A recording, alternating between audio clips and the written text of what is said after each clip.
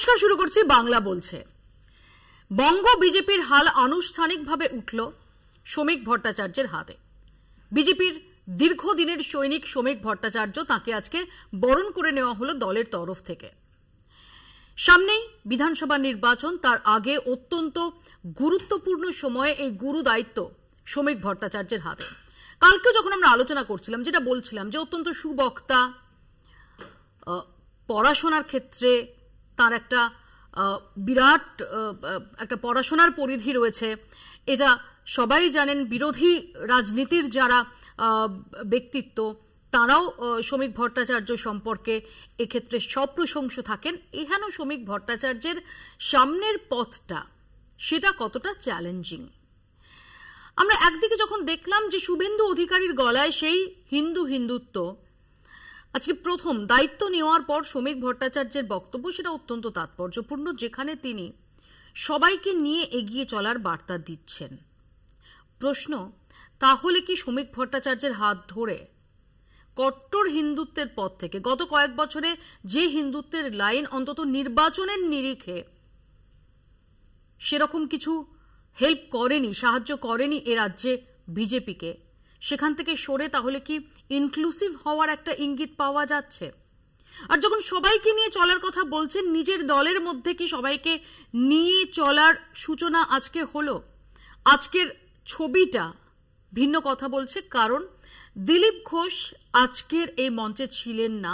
দিলীপ ঘোষ নাকি ডাক পাননি, যদিও এই ডাক না পাওয়ার বিষয়ে না শ্রমিক ভট্টাচার্য না সুকান্ত মজুমদার তারা কেউই স্পষ্ট করে কিছু বলতে চাননি। এই সব নিয়ে আমরা আলোচনা করব আজকের বাংলা বলছেতে। আমাদের সঙ্গে যারা উপস্থিত রয়েছেন তাদের সঙ্গে পরিচয় করিয়ে দিই।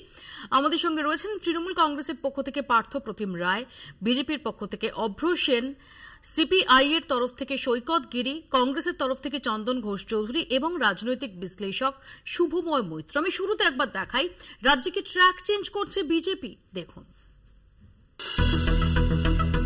আদি বিজেপি তথা সংঘ ঘনিষ্ঠ শ্রমিককে দলের কাণ্ডারি করে কি নতুন বার্তা দিতে চাইল বিজেপি কেন্দ্রীয় নেতৃত্ব? বাংলা নিয়ে দলের অবস্থান স্পষ্ট করে দিলেন নতুন সভাপতি।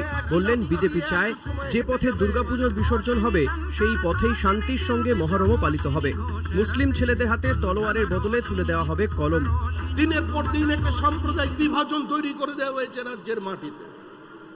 আজকে সংখ্যালঘুদের বুঝতে হবে যে বিজেপির লড়াই সংখ্যালঘুর বিরুদ্ধে নয়, বিজেপির লড়াই কোনো মুসলমানের বিরুদ্ধে নয়।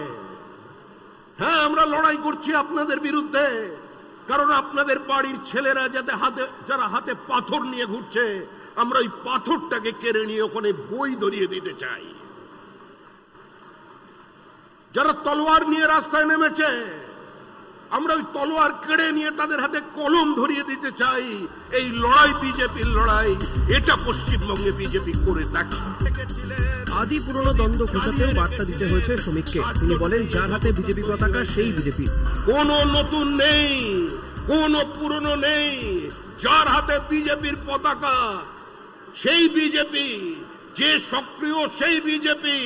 যে কমিটিতে আছেন, যে কমিটিতে নেই, বড় কথা নয়। আপনার পাড়ায় আপনি প্রাসঙ্গিক কিনা, আপনার বুথে আপনি উপস্থিত কিনা, মানুষ আপনাকে চেনে কিনা, আপনার এলাকার মানুষ আপনাকে বিজেপি বলে পরিচয় দেয় কিনা, আজকে সেটাই বড় প্রধান প্রশ্ন। শান্তির কথা বললেও শাসক দলকে সতর্ক করে দিতে ছাড়েননি তিনি। গান্ধীজি শান্তির কথা বলেছিলেন, অহিংসার কথা বলেছিলেন, হাতে কিন্তু গীতা ছিল।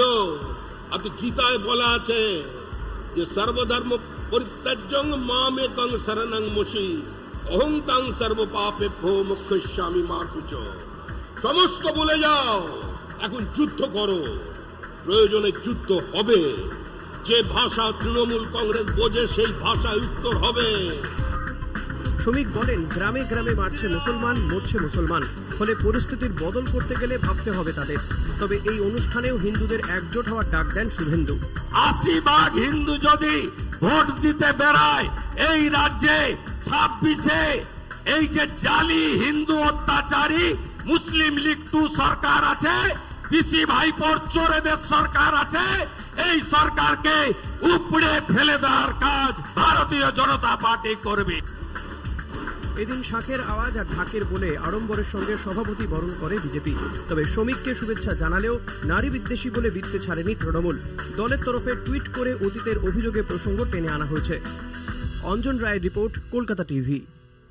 আমি শুভময়দাকে দিয়ে শুরু করি। শুভময়দা, যেখানে আজকেও শুভেন্দু অধিকারী তার বক্তব্যে হিন্দুত্ব প্রসঙ্গ এবং সেই হিন্দুত্বের অঙ্ক যে এই রাজ্যের কত শতাংশ হিন্দু, তারা যদি ভোট দেন তাহলে কি হতে পারে অঙ্কটা, সেই সময় দাঁড়িয়ে বিজেপির একদম সদ্য দায়িত্বপ্রাপ্ত সভাপতি তার প্রথম বক্তৃতায় সংখ্যালঘুদের উদ্দেশ্যে বার্তা দিচ্ছেন। এটাকে আপনি কিভাবে ইন্টারপ্রেট করেন? দেখুন, সমীক ভট্টাচার্য বহু বছর ধরে পশ্চিমবঙ্গে বিজেপির সঙ্গে আছেন এবং আপনি যে শিক্ষার কথা বললেন, শিক্ষা যে কতটা গুরুত্বপূর্ণ তাই নিয়ে প্রচুর দ্বন্দ্ব হতে পারে। রাজনীতিতে এমন অনেক মানুষ এসেছেন যাদের সেভাবে হয়তো ডিগ্রি নেই, কিন্তু তারা বিশ্ব ইতিহাসে যথেষ্ট বিখ্যাত হয়েছেন।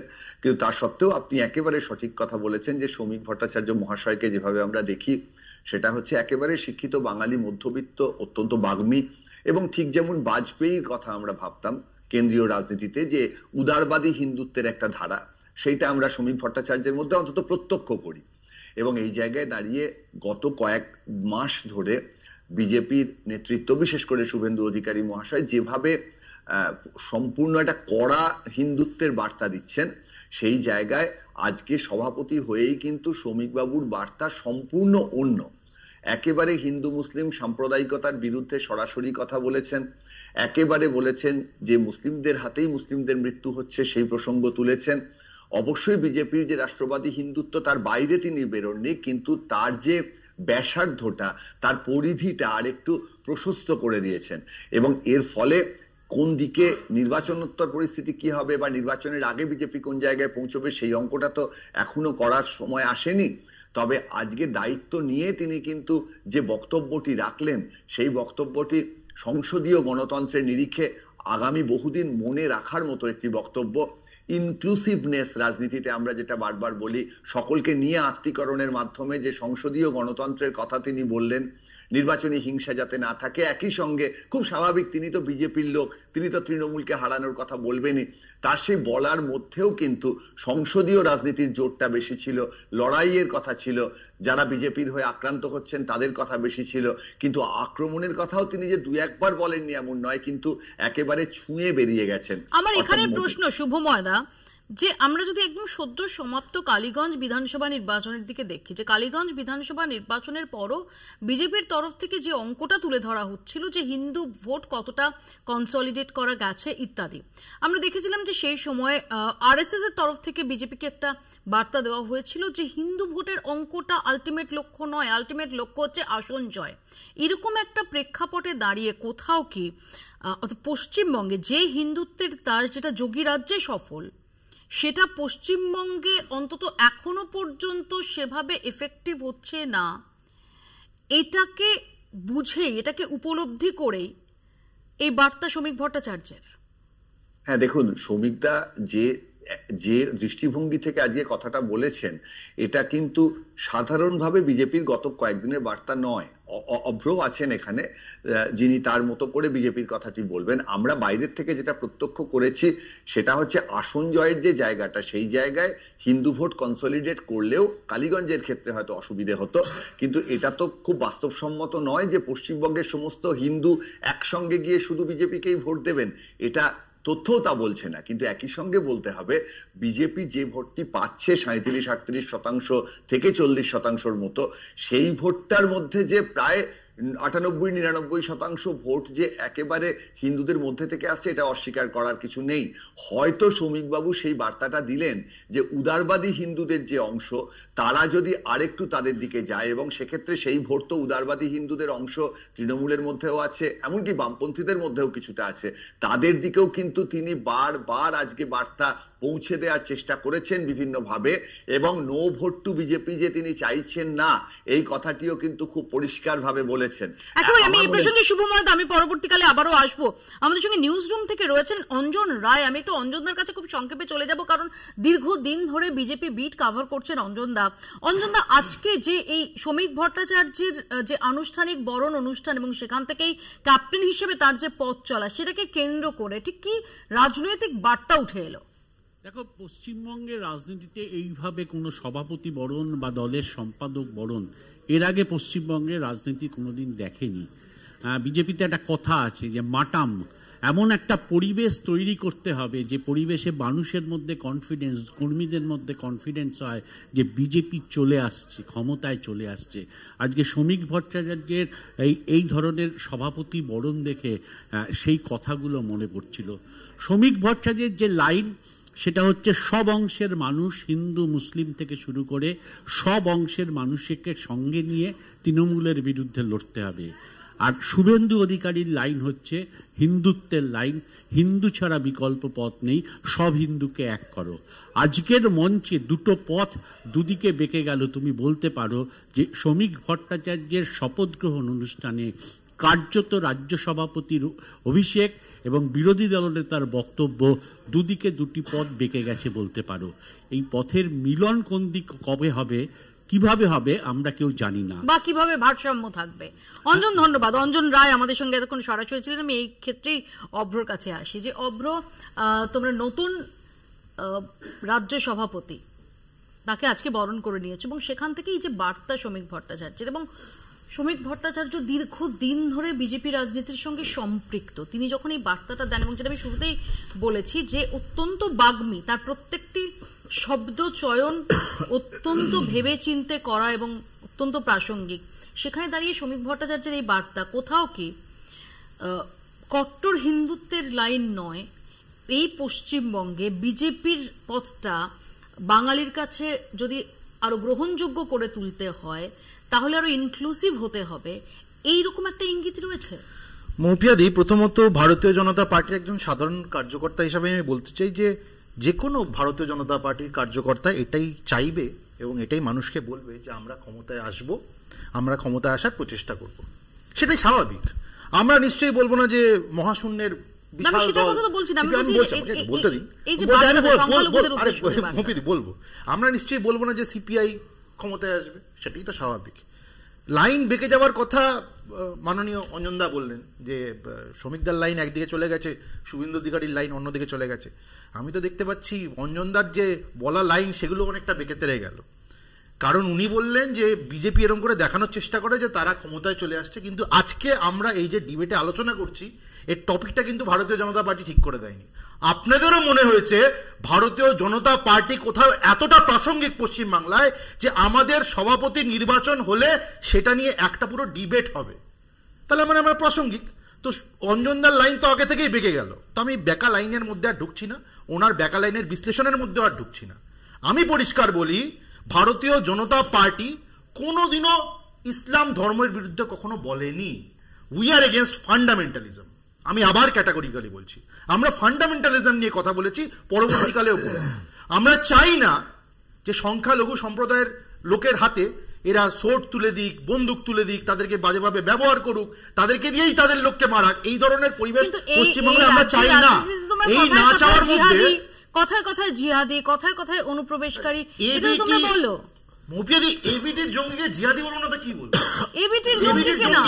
এবিটির জঙ্গি তৃণমূলের দয়ায় আমাদের রাজ্যের ভোটার আই কার্ড পেয়ে এখানে ভোট দিয়ে চলে গেল তৃণমূলকে, তাকে জিহাদি বলবো না তো কি বলবো? তাকে তো জিহাদি বলতে হবে। কিন্তু এই যে জেনারেলাইজেশন, এটা আমরা কখনো করিনি। আমরা সব সময় সবকা সাথ সবকা বিকাশ নিয়ে বলেছি, এবং ইনফ্যাক্ট সেন্ট্রালের একগাদা স্কিমস রয়েছে যেখানে কিন্তু স্পেসিফিক্যালি সংখ্যালঘু উন্নয়নের জন্য কাজ হয়। নেই রোশনি স্কিমটা দেখে নিন। এরকম একাধিক স্কিম রয়েছে যেগুলো কিন্তু স্টেট লেভেলে ইমপ্লিমেন্টেশন হয়। কিন্তু বিষয়টা হচ্ছে এখানকার কিছু স্বার্থান্বেষী রাজনৈতিক শক্তি আছে যারা ইসলামিক সম্প্রদায়কে ওভাবে ব্যবহার করে। সেটা নিশ্চয়ই শ্রেয় নয়, আপনারাও নিশ্চয়ই সেটাকে সমর্থন করবেন। আমি খুব সংক্ষেপে নেব শুভময়দা, কারণ আমাকে বাকিদের কাছে যেতে হবে। আমার অভ্রর কাছে একটাই মন্তব্য থাকবে, সেটা হচ্ছে যে অবশ্যই কলকাতা টিভি অত্যন্ত, এবং যে কোনো সাংবাদিকদের যে জায়গাগুলি আছে মাধ্যম খুব গুরুত্বপূর্ণ, কিন্তু বিজেপিকে প্রাসঙ্গিক থাকার যে বিষয়টি সেটি টিভি চ্যানেলের আলোচনার থেকে নির্ধারিত হচ্ছে এমনটা বোধহয় নয়, তার বাইরেও অনেকটা বড় বিজেপি ভারতবর্ষে আছে। হ্যাঁ নিশ্চয়ই, একদম একদম ঠিক বলেছেন, ঠিক বলেছেন। তার সঙ্গে আপনারাও আলোচনা করছেন, আপনিও সুদীর্ঘ 3-4 মিনিটে স্যার আপনি যা বলেছেন আমাদের প্রাসঙ্গিকতা কতটা আপনার বক্তব্যতে উঠে এসছে, আমি আপনাকেও থ্যাঙ্কস জানাই।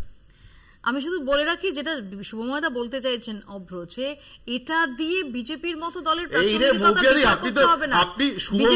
প্রাসঙ্গিক সেটা যদি এটা দিয়ে লাইটার নোট শুভময়দা বললেন, আমি বললাম, আবার রিবাটালের জন্য শুভময়দা বললেন, আপনি আবার শুভময়দার বক্তব্যটা বিশ্লেষণ করে বলছেন। এই যে তো ডাবল বিশ্লেষণ করে আলটিমেটলি দাঁড়াচ্ছে ভারতীয় জনতা পার্টি অতটাই প্রাসঙ্গিক, এর বাইরে নেট রেজাল্ট কিছু দাঁড়াচ্ছে না। তোমার মনের মধ্যে বেশি ধোঁয়াশা ছিল যে ভারতীয় জনতা পার্টি প্রাসঙ্গিক না, আমার কথার বিশ্লেষণটা আপনি করে দিচ্ছেন, এটাতে আবার প্রমাণ হচ্ছে যে ভারতীয় জনতা পার্টি এতটাই প্রাসঙ্গিক যে ভারতীয় জনতা পার্টির একজন সাধারণ মুখপাত্র, আমার প্রমাণ দিতে হচ্ছেই না। আমি ওই ব্যাকার লাইন নিয়ে শুরু করলাম, আমাদের লাইনটা আমাদেরকে বুঝে দিতে দিন না। ব্যাকার লাইন, চেহারা লাইন এসব করার কোনো প্রশ্ন নেই। তোমার মনে এত প্রশ্ন কেন, এত সেলফ ডাউট কেন? আমার সেলফ ডাউট, আচ্ছা যাই হোক, আমার ডাউট হচ্ছে কারণ একজন বিশ্লেষক, তাকে আবার বিশ্লেষণ করছেন আপনি, এবার আমি বলছি সেটারও বিশ্লেষণ করছেন আপনি, তো আমি ডাউটের কথা কোথায় বললাম? আচ্ছা আমি পার্থপ্রতিম রায়ের কাছে আসি। পার্থদা, আজকে শুরুর দিনেই বিজেপির রাজ্য সভাপতি শ্রমিক ভট্টাচার্যের সংখ্যালঘুদের উদ্দেশ্যে বার্তা, কিভাবে দেখছো?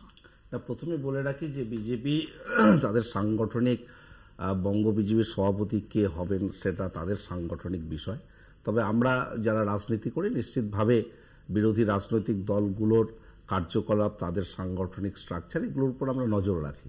নিশ্চিতভাবে শ্রমিক বাবু নির্বাচিত হয়েছেন, আমরা তাকে অভিনন্দন জানাই, কিন্তু পাশাপাশি এটাও বলে রাখি যে সিট সংখ্যা 21 থেকে আরও কমবে, এটা বিষয়।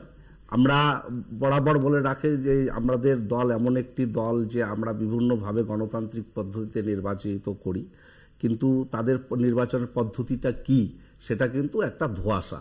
আমরা দেখলাম যে এর আগে নবাগত সুকান্ত বাবু তিনি প্রেসিডেন্ট হলেন, আবার আজকে বলা হচ্ছে যে দীর্ঘদিনের একজন কর্মী যার একদম শুরু থেকে বিজেপিতে যোগদান রয়েছে তাকে দেওয়া হলো।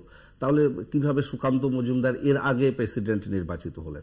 আসলে এগুলো কিছুই নয়, তারা বিভিন্ন সময় বিভিন্ন রকমভাবে একটা পরিবেশ তৈরি করবার চেষ্টা করে। নির্বাচন এসেছে, নিশ্চিতভাবে তাদের দল দ্বন্দ্বে জীর্ণ হয়ে আছে, সেই জায়গায় দাঁড়িয়ে শ্রমিকবাবুকে দিয়ে কিছুটা মেকআপ করার চেষ্টা হচ্ছে, কিন্তু দুর্ভাগ্যের হলো সত্যি আজকে বঙ্গ বিজেপির আর একজন প্রাক্তন সভাপতি দিলীপ বাবু, যাকে কিছুটা ব্রাত্যই বলা যেতে পারে, অচ্যুত করে রাখার মতো, তাকে আমন্ত্রণ জানানো হয়। ডুগডুগি বাজাচ্ছেন, তার অনুপস্থিতি কিন্তু অনেক কিছু প্রশ্ন বিজেপির যারা নিচুতলার কর্মকর্তা বা উপরতলার কর্মকর্তা তাদের মনে একটা কিন্তু সন্দিহান রয়েছে যে আদতেও এই যে ভাঙা ঘর সেই জোড়া লাগানো সম্ভব কিনা। এবং মুসলিম বা সংখ্যালঘু নিয়ে যে বক্তব্য শ্রমিকবাবু দিলেন, তার সঙ্গে শুভেন্দু অধিকারীর বক্তব্য আজকে প্যানেলে অভ্র যে কথাগুলো বলবার চেষ্টা করছে যে জেহাদি তকমা দেওয়ার চেষ্টা হয় সবসময় মাইনরিটিদের। আমরা প্রধানমন্ত্রীর বক্তব্য এর আগে শুনেছি পোশাক দেখে বোঝা যায় কারা করে। এই যে জেনারেলাইজেশন করা, এটা অত্যন্ত দুর্ভাগ্য ভারতবর্ষের মতো একটা দেশে যেখানে বিভিন্ন ধর্মের মানুষ বসবাস করে, বিভিন্ন জাতির মানুষ বসবাস করে, তাদের সকলকে নিয়ে আমাদের ইউনিটি ইন ডাইভার্সিটি। তো স্বাভাবিকভাবে একতরফাভাবে যেটা বলবার চেষ্টা করা হচ্ছে এটা দুর্ভাগ্যজনক। এবং আমি একটা বিষয়ে সমর্থন করি যে শ্রমিকবাবু বললেন যে কারো হাতে তলোয়ার থাকবে না, আমরা অস্ত্রের ঝঞ্ঝানি বই থাকবে, ঝঞ্ঝানি থাকবে, এটা নিজেদের দিকেও একটু তাকাতে হবে।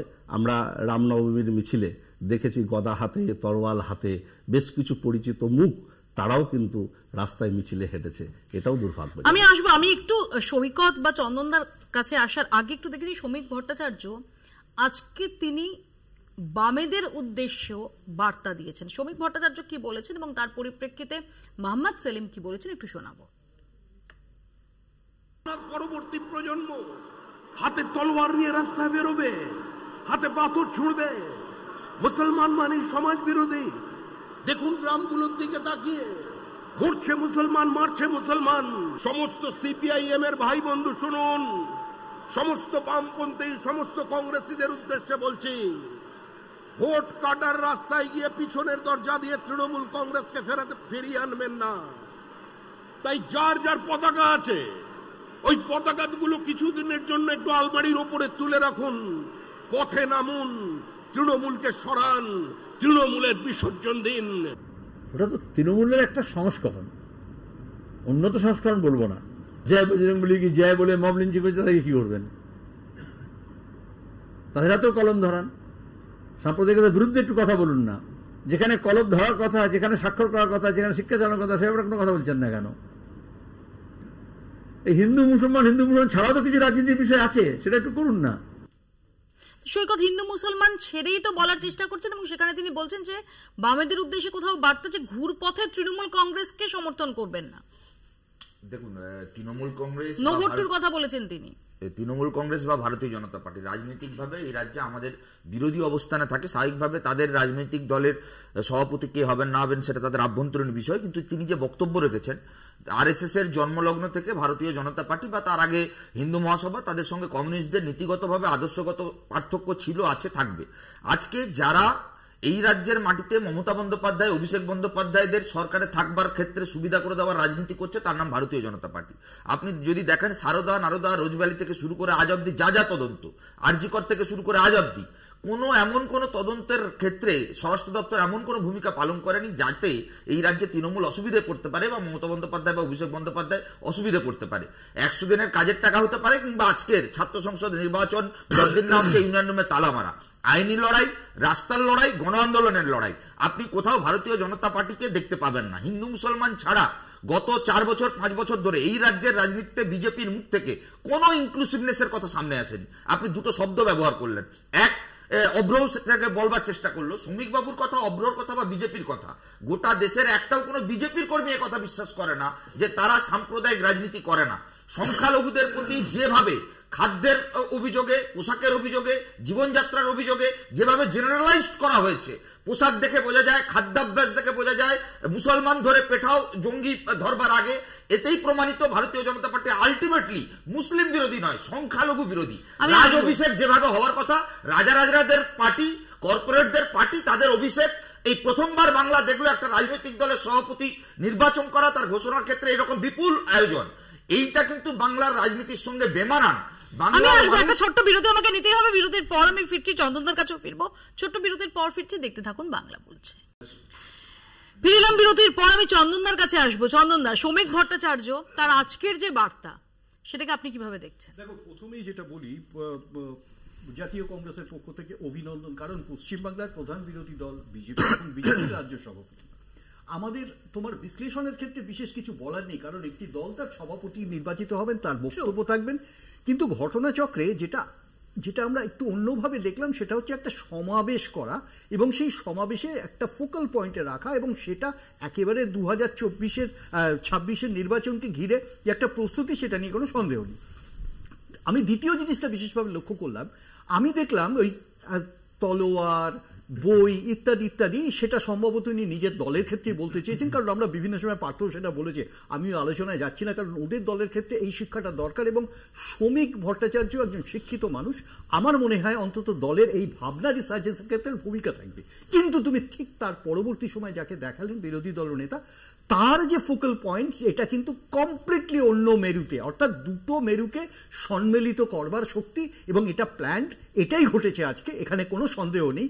তার সাথে সাথে ওই ডামরু বাজানো, ডুগডুগি বাজানো দিলীপ ঘোষ, তার যে ভূমিকা অস্বীকার তো বিজেপি করতে পারে না। ইনফ্যাক্ট এখনো পর্যন্ত সেই রিপ্লেসমেন্টটা আসেনি যিনি most successful BJP after independence in Bengal, এটা প্রমাণিত হয়নি, যেটা দিলীপ ঘোষের ক্ষেত্রে আছে। আমি যদি মনে করি যে শ্রমিক ভট্টাচার্যের এই নেতৃত্ব বিজেপিকে মাইলেজ দেবে, ভালো ফল করবে, কিন্তু আমাকে প্র্যাকটিক্যাল গ্রাউন্ডটা দেখতে হবে এক্স্যাক্টলি কোথায় আছে।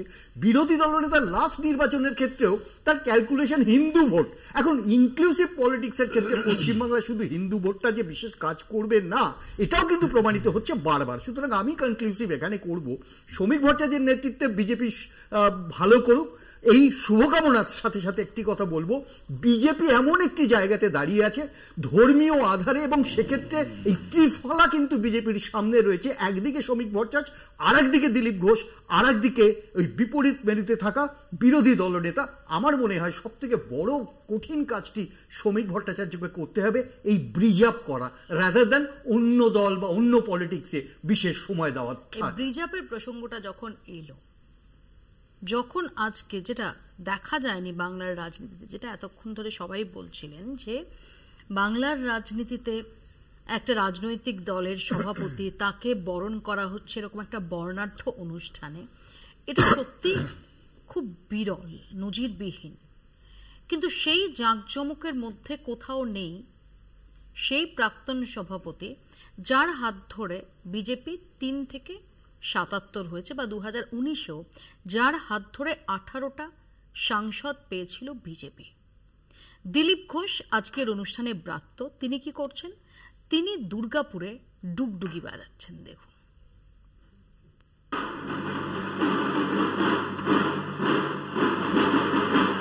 সল্টলেকে যেদিন সভাপতি বরণ উৎসবে জমকালো অনুষ্ঠান করছে বিজেপি, তখন শহর থেকে অনেকটাই দূরে প্রাক্তন বিজেপির সভাপতি দিলীপ ঘোষ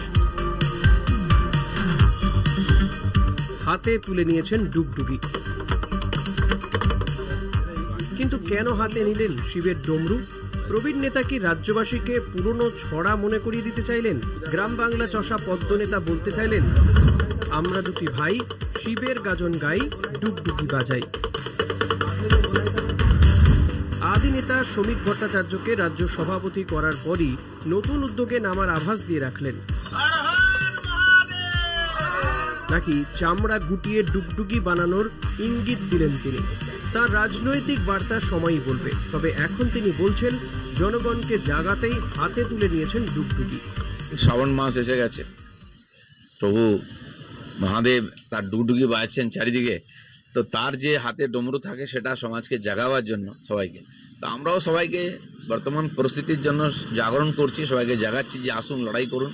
সেই জন্য ডুগডুগি হাতে নিয়েছি মানুষকে জাগাবার জন্য। প্রবীণ নেতা যাই বলুন, রাজ্য সভাপতি বরণের দিনে তাকে না ডাকায় রাজনৈতিক মহলে জল্পনা। এর আগে প্রধানমন্ত্রী বা স্বরাষ্ট্রমন্ত্রীর রাজ্য সফরের সময় তাকে ডাকা হয়নি। এবার শ্রমিক বরণ অনুষ্ঠানেও তিনি প্রাপ্ত। কিন্তু কেন এই ঘটনা? সূত্রে খবর, কেন্দ্রীয় নেতৃত্বের আপত্তিতেই ডাকা হয়নি দিলীপকে। এই বিষয়ে যা বলার নতুন সভাপতি বলুন। আমি এই মঞ্চে আমন্ত্রিত ছিলাম, আমার জানা নেই। দীর্ঘদিনের এই সংঘ কর্মীর বিয়েতে আপত্তি জানিয়েছিল সংঘ। তা সত্ত্বেও ওই পথ বেছে নেওয়াতেই নাকি তাকে দূরে রাখার পরামর্শ। কোনো নতুন নেই, কোনো পুরনো নেই। তবে বিজেপি কর্মীরা যার পাশে আছেন তাকে যে দূরে রাখা যাবে না, তা এদিনই সভা থেকে বুঝিয়ে দিয়েছেন নতুন সভাপতি। ফলে বিধানসভা ভোটের আগে কোন পথে হাঁটতে চলেছে রাজ্য বিজেপি, তা নিয়ে কৌতূহল থেকেই যাচ্ছে। অঞ্জন রায়ের রিপোর্ট, কলকাতা টিভি। অভ্র শ্রমিক ভট্টাচার্য যেখানে জোর দিয়ে বলছেন কোনো নতুন নেই, কোনো পুরনো নেই, তখন কিভাবে দিলীপ ঘোষ, যিনি এই রাজ্যে 2019-এ সাফল্য এনে দিয়েছেন, 2021-এ যদি আমরা দেখি 3 থেকে 77 তার হাত ধরেই হয়েছে, এহেন দিলীপ ঘোষ তিনি ত্রিসীমানায় নেই, তিনি কোথায় দুর্গাপুরে ডুগডুগি বাজাচ্ছেন? আপনাদেরকে প্রথমে আমি করজোড়ে নমস্কার জানাই। আপনারা পারেনও বটে, আপনারা মানুষ। একটা মানুষ যদি জেলায় গিয়ে ডুগডুগি বাজায়, কেন ডুগডুগি বাজাচ্ছে সে নিজে বলছে, শ্রাবণ মাস আসছে, সেই নিয়ে আপনারা লেগে পড়েছেন। এই নিয়ে আমি কি রাজনৈতিক আলোচনা করতে পারি বা কি রিয়াকশন দিতে পারি বলুন তো? আমি জিজ্ঞেস করছি। শ্রাবণ মাস উনি নিজে বললেন, আপনারা প্যাকেজ দেখালেন শ্রাবণ মাস ডুগডুগি বাজাচ্ছি, এই কারণে ডুগডুগি বাজাচ্ছি। এবার আমাকে জিজ্ঞেস করছেন যে কেন ডুগডুগি বাজাচ্ছে? না না, শ্রাবণ মাস এলে দিলীপ ঘোষকে ডুগডুগি বাজাতে হয়। আরে বাবা, এটা যদি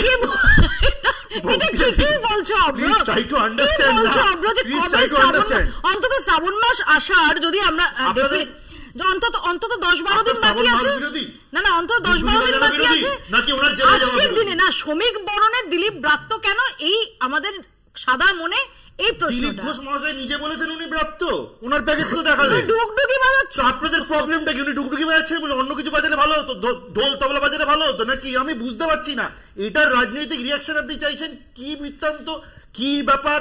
উনি প্যাকেজে বলার পরে এরকম একটা বর্ণাঢ্য অনুষ্ঠানে দিলীপ ঘোষের ছাড়াও তো দিলীপ বাবু অন্য কোন বছরে এইরকম ডুগডুগি বাজাতে দেখিনি। আমি দিলীপ ঘোষকে গাছ কাটতে দেখেছি, দিলীপ ঘোষকে হকি স্টিক নিয়ে মর্নিং ওয়াক করতে দেখেছি। আমি অন্তত দিলীপ ঘোষকে 2015 সাল থেকে সাংবাদিক হিসেবে যে ফলো করছি, তাকে শ্রাবণ মাস আসবে বলে ডুগডুগি বাজাতে দেখেছি। আপনি হকি স্টিক নিয়ে মর্নিং ওয়াক করতে দেখেছেন কবে আমি জানি না, আমি দেখিনি, হয়তো আমার চশমার পাওয়ার বেশি রয়েছে বলে মিস করে গেছি, হতে পারে। উনি হকি স্টিক নিয়ে মর্নিং ওয়াক করছিলেন। ডুগডুগি বাজাতে দেখেছো? তুমি দেখেছো ডুগডুগি বাজাতে প্রত্যেক শ্রাবণ মাসে? আমি তো হকি স্টিক নিয়েও মর্নিং ওয়াক করতে দেখেছি। ওটা আপনি দেখেছেন, ওটা নিয়ে আপনি আলোচনা করেননি। উনি ডুগডুগি বাজাচ্ছেন, সেটা নিয়ে আপনি আলোচনা করছেন। আপনাদের কি হিন্দু বিরোধী? একটা মানুষ ডুগডুগি বাজাচ্ছে, শ্রাবণ মাস আসছে বলে সে এক্সপ্লেনেশন দিল।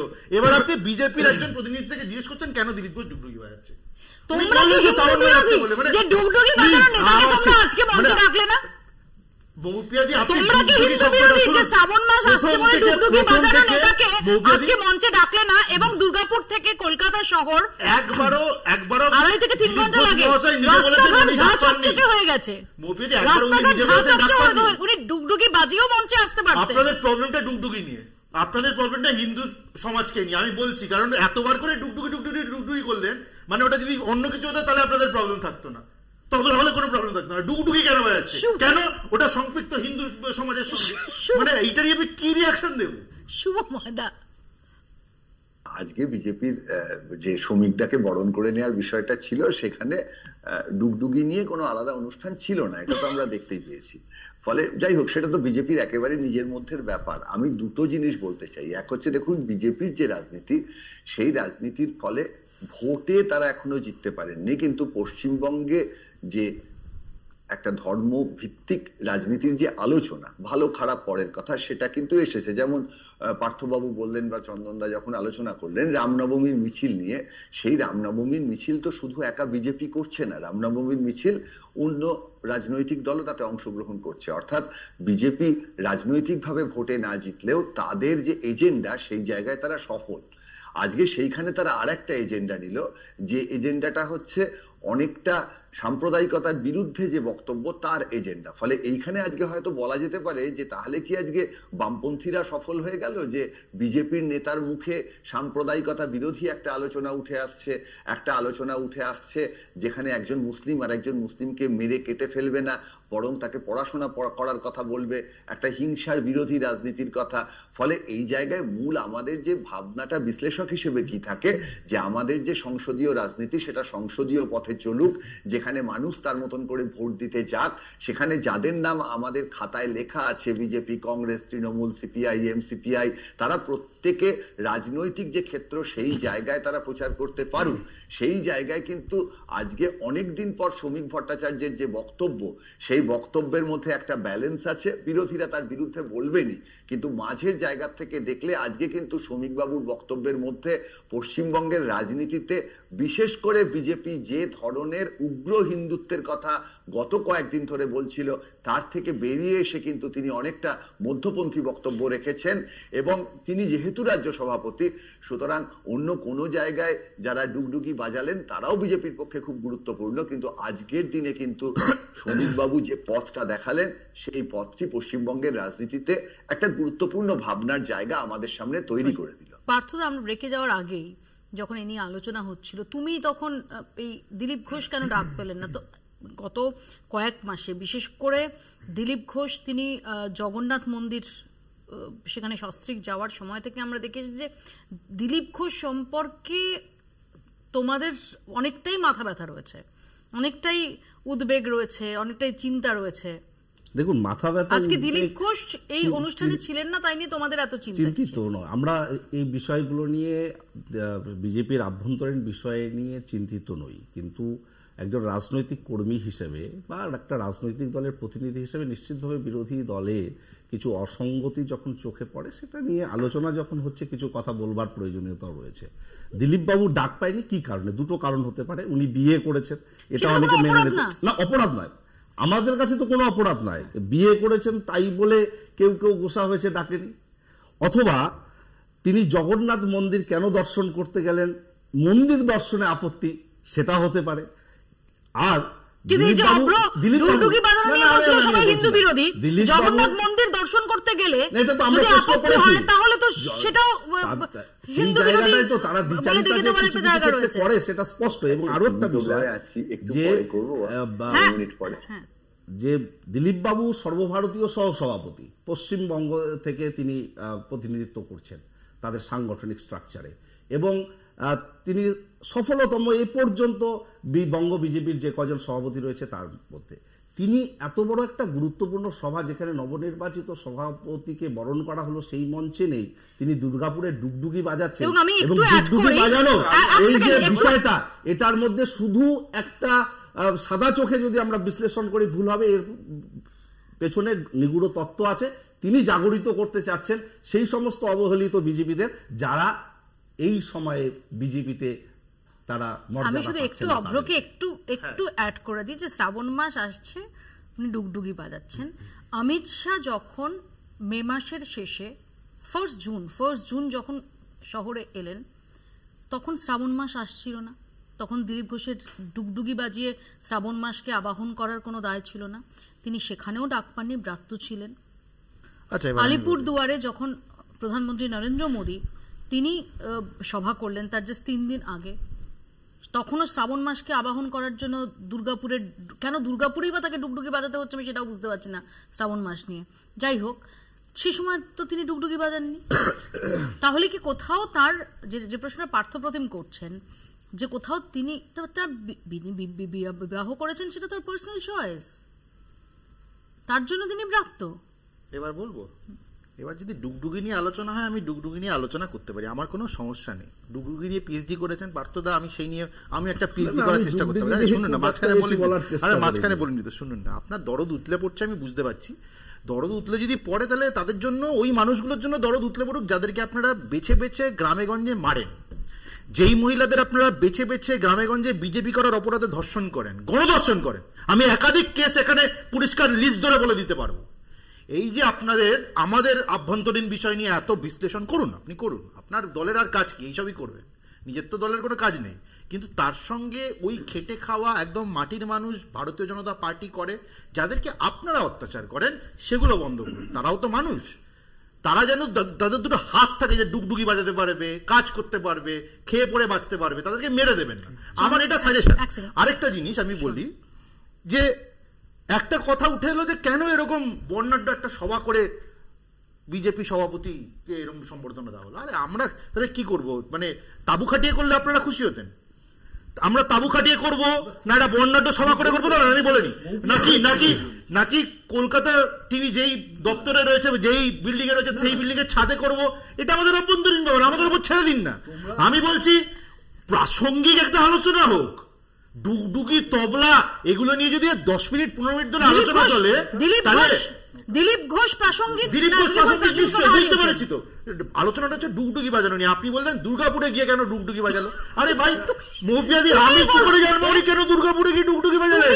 ওনাকে যদি আপনি বলেন কলকাতা টিভির অফিসে যে ডুগডুগি বাজাতে উনি বাজালেন, আমি বলছি আরেকটা জিনিস, এবার আমি সময় সংক্ষিপ্ত, আচ্ছা ঠিক আছে আমি শুভময় স্যারকে একটু উত্তর দিই। 10 সেকেন্ড আমি 10 সেকেন্ডই নেব। স্যার, আপনাকে আমি যথেষ্ট রেসপেক্ট করি, আপনি জানেন। আপনার যুক্তি যদি এটা হয় যে আমরা ফান্ডামেন্টালিজমের এগেইনস্টে বলছি বলে আমরা বামপন্থীদের দ্বারা ইন্সপায়ার্ড, তাহলে তো কিছু বলার নেই। একটা দল মহাশূন্যে বিলীন হয়ে গেছে, এর মধ্যে আপনি প্রাসঙ্গিকতা খোঁজার চেষ্টা করছেন। আমি একেবারে খুব সংক্ষিপ্ত একটা বক্তব্য রাখতে চাইছি এই প্রসঙ্গে। ইনক্লুসিভনেস নিয়ে অনেক কথা হলো, আমি ডুগডুগির প্রসঙ্গে যাচ্ছি না। আমি শুধু বলতে চাইছি পশ্চিম বাংলায় প্রধান শর্ত হচ্ছে তার ইনক্লুসিভনেসে একটা অন্তত কেন্দ্রে বিধানসভায় মুসলিম, খ্রিস্টান বা অন্য ধর্ম সম্প্রদায়কে নমিনেশন দেওয়া। সারা ভারতবর্ষের পরিপ্রেক্ষিতে তুমি দেখো লোকসভা, রাজ্যসভায় একটা মুসলিম ক্যান্ডিডেট তারপরেও এরা বলবে ইনক্লুসিভ। শুনুন না, পার্সি কমিউনিটি ভারতবর্ষের উন্নয়নের জন্য কাজ করে না, তাদের কন্ট্রিবিউশন দেখে নিন। কজন পার্সি এমপি আছে, তার মানে ওদের এমপি রিপ্রেজেন্টেশন নেই বলে, এমপি রিপ্রেজেন্টেশন নেই বলে পার্সিদের কি লোকজন সাইড করে রেখেছে? তোমরা না, তারা তো সংখ্যালঘু, এটা সংখ্যালঘু, তো এটা কথার যুক্তি হতে পারে। তার মানে আপনারা সাম্প্রদায়িক, তার মানে আপনারা রিলিজিয়াস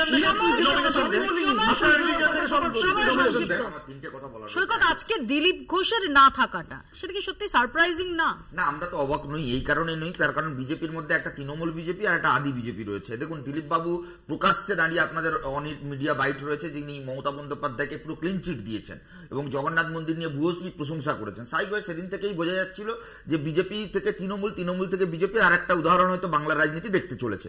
কিন্তু আমার অব্রতমান মাঝখানে বলিনি, বারে বারে অব্র বলবার চেষ্টা করলো মহাশূন্য বিলীন হয়ে যাওয়া একটা পার্টি, মহাশূন্য বিলীন হয়ে যাওয়া পার্টি এতটাই প্রাসঙ্গিক, রাজ্য সভাপতি তার প্রথম দায়িত্ব নেওয়ার দিন বামপন্থীদের কাছে আবেদন করছেন। দ্বিতীয়ত, এতটাই প্রাসঙ্গিক হয়ে পড়েছে অমিত শাহকে কথা বলতে হয় অন মিডিয়ার বাইটে যে গোটা ভারতবর্ষব্যাপী ইডিওলজিক্যালি যদি কোনো পার্টি রাজনীতি করে তাহলে সেটা কমিউনিস্ট পার্টি। বিষয়টা হচ্ছে নীতি আদর্শের জায়গায় যারা আজকে ছদ্ম সিউডো একটা রাজনীতি সামনে আনবার চেষ্টা করছে, আপনারা বারবার তাকে গুরুত্ব দেওয়ার চেষ্টা করছেন, শুভময়দা বলবার চেষ্টা করছে এই পার্টি ভারতবর্ষে সবার প্রথম অস্ত্র হাতে ধরিয়ে খুনের রাজনীতিকে প্রমোট করেছিল। সেটা গ্রাউন্ড স্টেপ হতে পারে, সেটা মালেগাঁও বিস্ফোরণ হতে পারে, কিংবা সেটা গোধরা হতে পারে। আমরা বলছি ভারতীয় জনতা পার্টি, শ্রমিক বাবু হোক, দিলীপ ঘোষ হোক, এই যে ভারতীয় জনতা পার্টির স্ট্রাকচার, ইডিওলজি, আদর্শ, এটা কিন্তু গোটা ভারতবর্ষের সংবিধান, গণতন্ত্রের পক্ষে বিপজ্জনক। আগামী দিনেও এর বিরুদ্ধে লড়াই সমস্ত ধর্মনিরপেক্ষ মানুষকে নিয়ে করতে হবে। দিলীপ বাবু কিংবা অন্য কেউ এই রাজ্যে রামনবমীর দিন অস্ত্র হাতে মিছিল হতে পারে, কিংবা আরএসএস যারা লাঠি ছাড়া কোনোদিন করলো না, তুমি একটু আগে জ্ঞান দেওয়ার আগে নিজে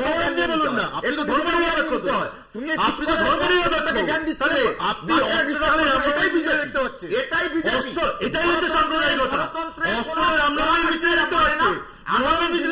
এই রাজ্যে এটা হচ্ছে সিপিআই ভুলে গেছে,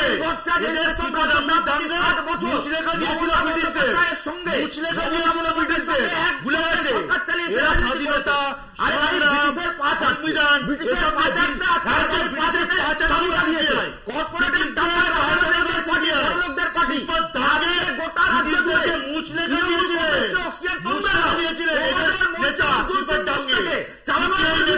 কি বলেছিল